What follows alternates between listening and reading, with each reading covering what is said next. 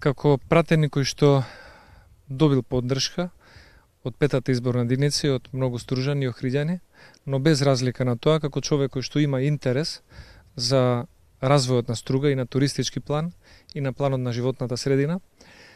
Благодарам за поканата и сакам на лице место тука да ги известам и граѓаните и јавноста, но пред се надевам дека ќе не чујат надлежните во оваа држава, дека проблемот со дивата депонија во Струга, кој што последниве месец дена кулминира со еден огромен пожар, загадување и ширење на целата ареја во целата околина, ескалира и мора брзо да се реши. Ние како пратеничка група даваме поддршка на непартиската граѓанска иницијатива на Стружани за разрешување на овој проблем. Сметаме дека оваа граѓанска иницијатива заслужува поддршка затоа што има две заеднички работи. Сите во таа иницијатива, и македонци, и албанци, и власи, и христијани, и муслимани, сите се стружани, и втората работа, сите имаат еден заеднички проблем, а тоа е ова загадување, кое што е штетно за децата, штетно е за постарите луѓе,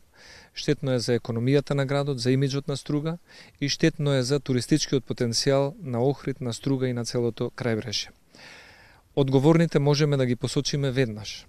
Сметаме дека најголемата одговорност ја носи градоначалникот на општина Струга. Неговото недействување подолго време и бистрење на високи политики за национални прашања, за знамиња, за химни, за идентитети и за некакви други апстрактни или националистички работи,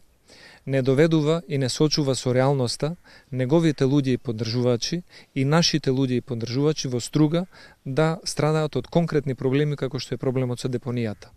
Тој решава големи и високи политики, а не е способен да го реши основниот проблем кој што го загрозува здравието на стружани